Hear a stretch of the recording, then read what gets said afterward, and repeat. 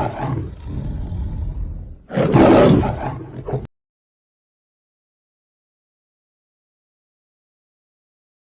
नमस्कार। नमस्कार सर क्या हाल है? बढ़िया है। भारतीय जनता पार्टी के प्रत्याशियों की आवाज़ में तो दम होती सर, आप धीरे कैसे बोल रहे हो? सर नमस्कार। नमस्कार सर क्या हाल है? बहुत अच्छे। गुड। आप सर ये बताइए कि इस समय निकाय चुनाव चल रहा है, सूत्रों से पता लगा है कि आपने भी आवेदन किया है। जी, अपनी पत्नी का।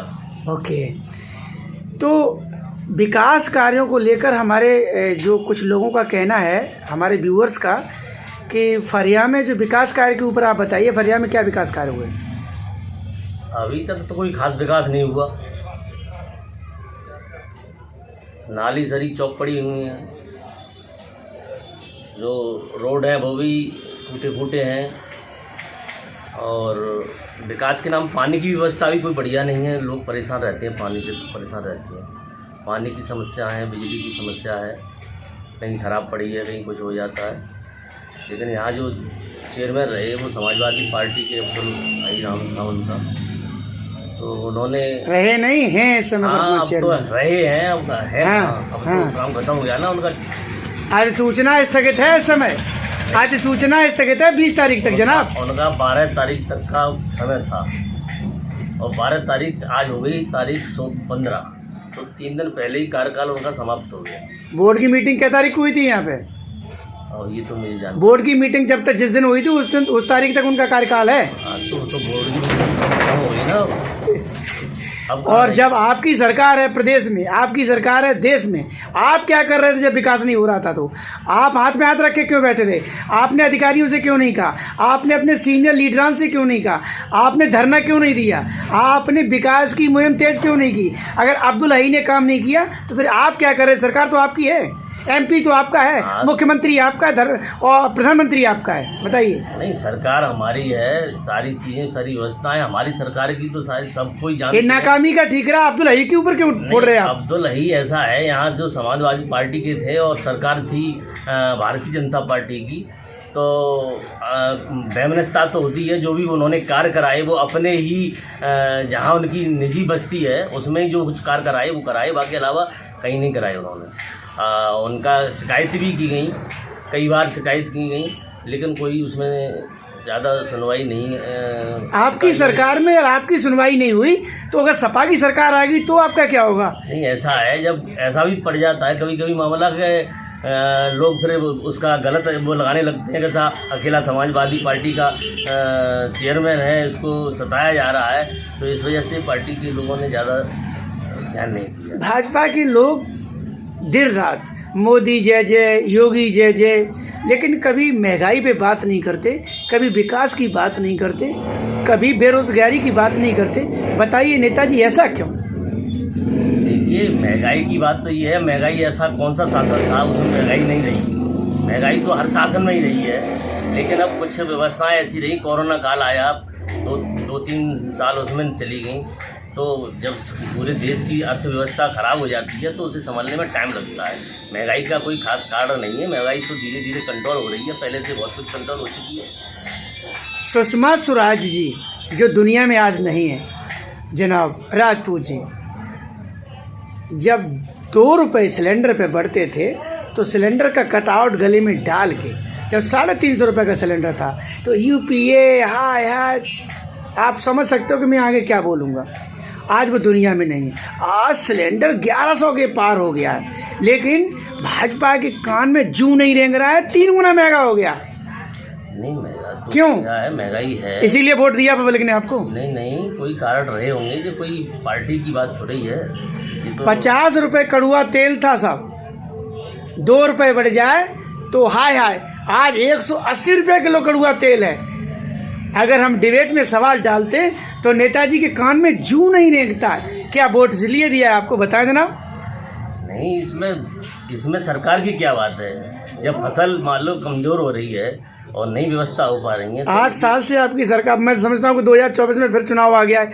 आप 8 साल 18 महीने रह गए चुनाव को, अब आप पूरा 1.5 साल बची है। आप 7.5 साल से, 8.5 साल से राज कर रहे हैं। इस साल भी वर्षा का कैसा प्रकोप रहा? 8.5 साल से कोरोना तो रही नहीं सर। हो गई, किसान खुद परेशान है, फसल चौपट हो गई उसकी, और आर्थिक व्यवस्थाएं आदमी की खराब हो जाती हैं।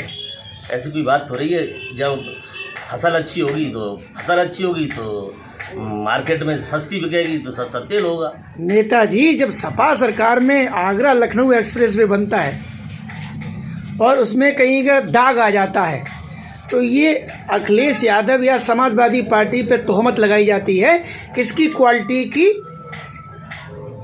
क्वालिटी की सही मानक नहीं देखे गए हाईवे पे। और इधर आपकी सरकार में जनाब एक बढ़िया एक्सप्रेस वे बना, फर्स्ट क्लास, उद्घाटन पीएम साहब करते, उसके 5 दिन बाद वो खीरे की तरह से फट जाता है। उसके मानकों पे ध्यान क्यों नहीं देती सरकार? इस पे क्यों नहीं बोलते भाजपा? सरकार तो ध्यान दे ही रही है, सरकार में ऐसी कोई कमी नहीं है। सरकार में आपने देखा होगा गुंडा भय मुक्त शासन चल रहा है, बहुत अच्छा शासन चल रहा है, अनाज जनता को फ्री मिल रहा है, सारी सुविधाएं हो रही हैं और आप उधर ले जा रहे हैं। ये तो कोई खराबी रही होगी, उसके कारण उसमें थोड़ी सी कहीं कमी आ गई होगी, ये बात मानते हैं। अब योजना की बातें हैं तो मोदी जी की योजनाएं चल रही हैं, हर गरीब को आवास मिल रहा है, किसान सम्मान निधि मिल रही है और माता बहनों को 500 रुपये खाते में भी आ रहे हैं, गरीबों को सिलेंडर मुफ्त में मिल रहे हैं और राशन फ्री मिल रहा है। सारी योजनाएं करीब मोदी जी की 3 रुपये में 5-5 लाख का बीमा मिल रहा है, स्वास्थ्य बीमा मिल रहा है, इसमें 5 लाख का इलाज फ्री है। ये सारी योजनाएं मोदी जी की हैं। अच्छा जनाब, एक सवाल ले लीजिएगा कि समाजवादी पार्टी की सरकार में और भारतीय जनता पार्टी की सरकार में कोई विशेष जो फ़र्क है, जो आपको लगता है कि ये फ़र्क था, वो बताइए आप। सबसे बड़ा फ़र्क तो यही है कि गुंडा मुक्त शासन चल रहा है। सबसे बड़ा फ़र्क ये है कि गुंडा मुक्त शासन चल रहा है। किसी गरीब की बेटी यदि आधी रात को भी यदि कहीं से बाहर से आती है और लेट हो जाती है तो सुरक्षित वो अपने घर पर पहुंच जाती है। समाजवादी पार्टी शासनकाल में ऐसा कभी नहीं हुआ। बीजेपी अगर आपको कंसीडर करती है जी, सपोज दैट आपके नगर की जनता, यदि जो सम्मानित जनता आपको वोट करती है, suppose that you are winner candidate of Bharatiya Janata party, chairman फरिया बनते हैं, आफ्टर दैट आप क्या करेंगे नगर की सम्मानित जनता के लिए? क्या आपका लक्ष्य है, प्राथमिकता क्या? सबसे बड़ी प्राथमिकता सबसे पहले मेरी ये होगी कि जो भी जनता का कार्य होगा और जो भी मेरे यहाँ आएगा, सबसे पहले मैं उसे पूर्ण संतुष्ट करने की कोशिश करूँगा और नगर की जो भी समस्याएं होंगी उनको दूर करने का काम प्रयास करूँगा। जैसे गली हैं, खरंजे हैं, सभी को सही दुरुस्त कराऊंगा और उसके बाद जितनी नालियां हैं, चौक पड़ी हुई हैं, आज तक उनका पानी बाहर नहीं निकलता है, बस्ती के अंदर भरा रहता है, गंदगी रहती है, जिससे बीमारियां फैलने का डर रहता है। उन सबको साफ करा के और उनकी नालियों को जहां व्यवस्था होगी सही स्थान पर ले जाने का कार्य करूंगा और उनका पानी निकलवाने की कोशिश करूंगा। आप 30 सेकंड में महत्वपूर्ण संदेश आप अपने नगर की सम्मानित जनता को जो देना चाहते हैं, टेल मी राइट नाउ, बताइए सर।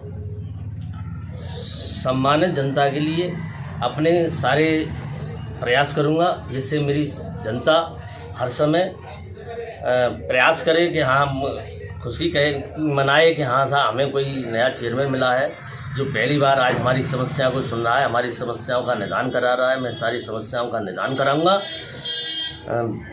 प्राथमिक स्वास्थ्य केंद्र भी बनवाने की कोशिश करूंगा, यहाँ पर रोडवेज बस चलवाने की व्यवस्था करूंगा और यहाँ रोडवेज बस स्टैंड बनवाने की व्यवस्था करूंगा, यहाँ डिग्री कॉलेज बनवाने की व्यवस्था करूंगा, यहाँ बारात घर बनवाने की व्यवस्था करूंगा। ये सारी सुविधाएं जो जनता के हित में होती हैं वो सारे कार्य करूंगा।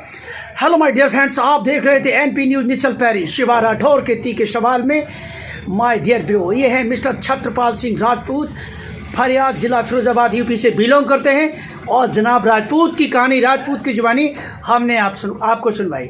माय डियर ब्रो, ये बड़े ही ओजस्वी और बड़े ही अच्छे वक्ता हैं।